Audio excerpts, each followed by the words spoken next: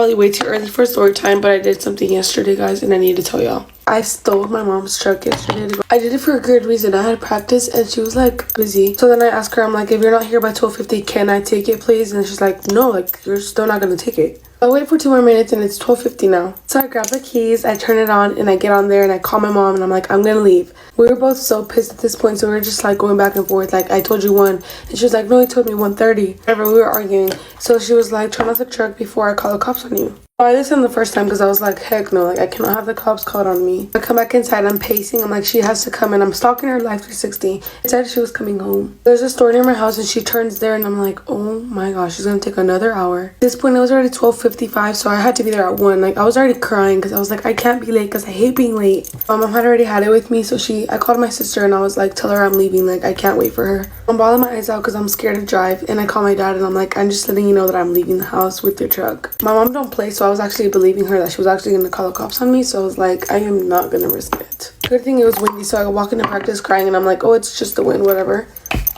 After a 2-hour practice, I come home and she's not talking to me, like, she's just giving the silent treatment. That's how I knew I really messed up, because the only time she's giving me the silent treatment is when I really like do something bad. She still fed me because her enchiladas are really bomb and I was not going to miss that. My dad just told me that I should never do that again because I don't know how to drive, and if I got pulled over, it was going to be on him. I'm like, do y'all really think I'm that bad of a driver? Well, thankfully nothing happened to me, so I'm still here. Okay, bye guys. My dad is literally such a hypocrite. I can't. So I'm like really sick. I might have the flu. I woke up at 1 a.m. this morning and just started throwing up. I was having hot sweats. As you can tell, my voice is messed up. My throat's messed up. I'm congested. Like, I have symptoms of the flu. I have a really bad cough. So I call my dad at 1 in the morning as I'm like throwing up. And I'm like, I don't feel good, but I'm gonna try to make it to school. He's like, okay, cool. Well, fast forward, I'm up till 5 in the morning, like really sick. So I call him at 5 in the morning and he's like, do not go to school, you're sick. He literally tells me not to go to school. So I'm laying in bed. It's currently 8 in the morning. He calls me. He literally just got off the phone with me. He's like, Kayla, where are you? And I'm like, oh, I'm home. Like, do you not remember? I don't feel good. He proceeds to tell me that I should have gone to school and that I'm lying about being sick because I just don't want to go, and how he told me to go to school and blah, blah, blah. So now he's literally sitting there screaming at me because I didn't go to school. Mom would try to scratch me in the face every time she got mad at me because she always wanted to mess my face up. It was a Monday morning and I had to go to school that day, and I remember I told my mom that I can't feed you right now because I'm already running late for school. I walked to school, by the way, and there was no way nobody was going to take me because everybody in the house was working, or my mom just didn't want to get up and take me. So she told me, she was like, no, make me some food before you leave. And I said, I can't make you food because I have to get to school. If I am late again, I'm going to get in trouble, and then you're going to yell at me, which I didn't understand because I'm like, you get mad at me for missing school, but you're the reason why I missed school. It was cold as that day. It was like 55 degrees in Florida, and I was like, damn, that's really cold. And I had just took a shower and I didn't know it was that cold because the house had heat at the time. So I walked down the stairs and I told her, I'm like, Ma, I can't feed you, I have to go to school. She said, I don't care, you better make me something to eat before you leave.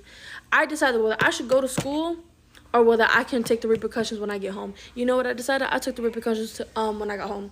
So I'm having fun in school all day. But you know what, the one thing my mom always did? She always scared me. She tried to scare me and leave me with that fear all day. So she called the school because at the time I didn't have a cell phone. She calls the school and she was like, let me talk to my daughter. And they brought me up. They called me. They was like, oh, come so-and-so. And I was like, okay. I went over there. My mom they was like, give me the phone. Oh, it's your mom on the phone. I thought something bad had happened. She was like, no.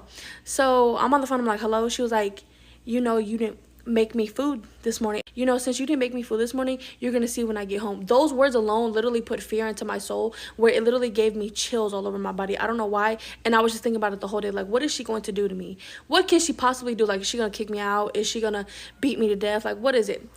Anyways, as soon as I got off from school, I did not want to walk home. So I kind of was like walking really slowly, and I finally made it there like 3 to 4 minutes like after I should. I don't see my mom. I just see my brother, my sister, and my baby cousin. So since I didn't see her, I kind of calmed down a little bit because I'm like, if I get to her first, she's not going to do anything. So next thing I know, I turn to my right and my face automatically feels like it's on fire. And I'm like, what the is that?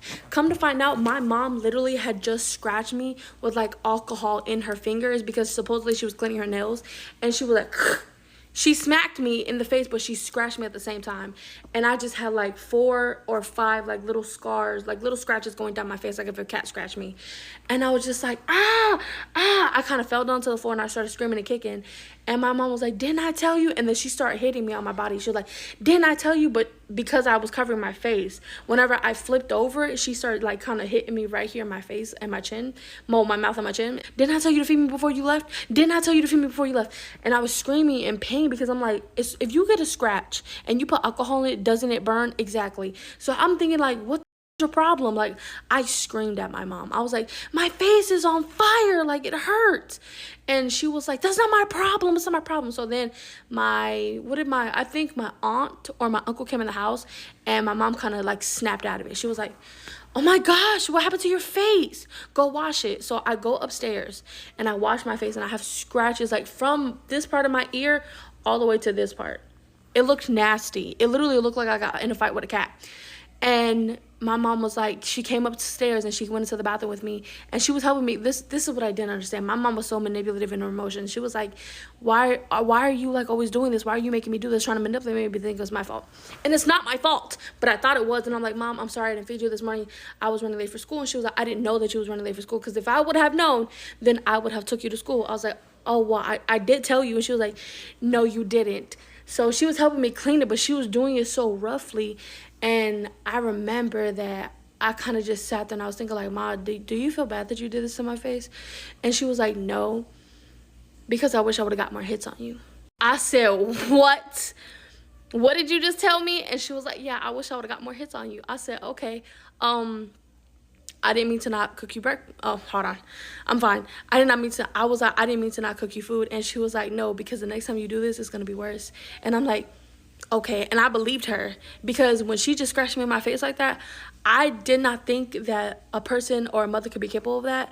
And the fact that she was, it literally broke my heart. Mother-in-law treats me like a maid. Parents regret forcing me into an arranged marriage. Disclaimer, this is not my story time. I said I mean on Instagram. It all started 2 years ago. I was turning 25 years old. To my parents, this meant I was really, really old. They needed to marry me off as quickly as humanly possible. Now, the problem was that I didn't want to get married. My plan was to be single for the rest of my life. You see, I want peace in my life. I don't want to have to deal with a man. But no, our religion dictates that my parents can marry me off whenever they want. They came to me with the news that they found somebody for me. It was a wealthy family that lived 3 hours away from us. My parents are middle class. This family was upper class. My parents showed this guy a picture of me, and apparently he said that I needed to be his wife. And quote, he would know how to take care of me. I begged my parents not to make me marry this guy, but at the same time, I knew I could not go against what they wanted. I couldn't just stay in their house forever. I met him and his family, and they were actually lovely people. I was shocked. I liked my mother-in-law. She was funny, spunky, and her and I connected right away. The marriage was planned in 3 months. Everything happened so quick. My mother-in-law did pretty much all the planning. All I had to do was say yes or no to everything. But here's what I didn't know. After we got married, we were supposed to move into his parents' house. They had a separate wing to their house that was only for us. This meant I had to see my mother-in-law every day. And things get really bad. Part 2 is up.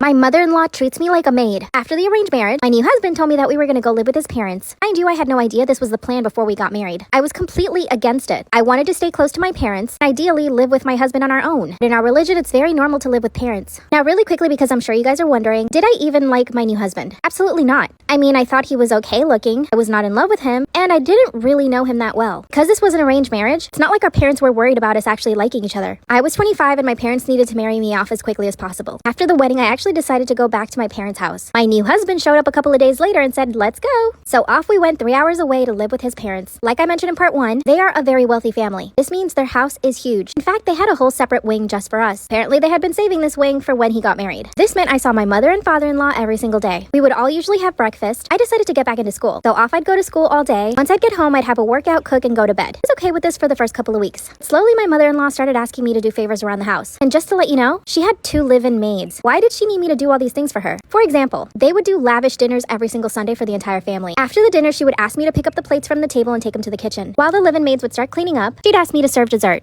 At first, I was okay with this. I wanted to be a good daughter-in-law, and I wanted to help. But eventually, she started asking me to help with the laundry and with cooking during the week. With my school schedule, it became too much. One day when she asked me to help out with cleaning the floors, I put my foot down and respectfully said, I actually don't have time. I can try to do it this weekend, though. That's when she simply looked at me and walked away. The next thing I know, my husband's calling me in a rage. He accused me of being disrespectful to her and to the family. He then asked me that I should just clean whatever she wants me to clean. I told my parents all of this and they got really upset. My parents actually wanted me to come home, so I took one of their many cars and went straight to my parents. They really regret the arranged marriage. My husband, of course, did come looking for me, but all he told me and my parents was that I was an ungrateful wife. He told me I needed to go back to his house and that we would just work things out. I don't believe him. I didn't marry him to be a maid. Now his family is threatening to sue mine. So I decided to blast him on the internet for all their friends and family to see. They desperately asked me to take everything down, and I said I would as long as they left me alone. So I'm still technically married. Am I terrible for doing this?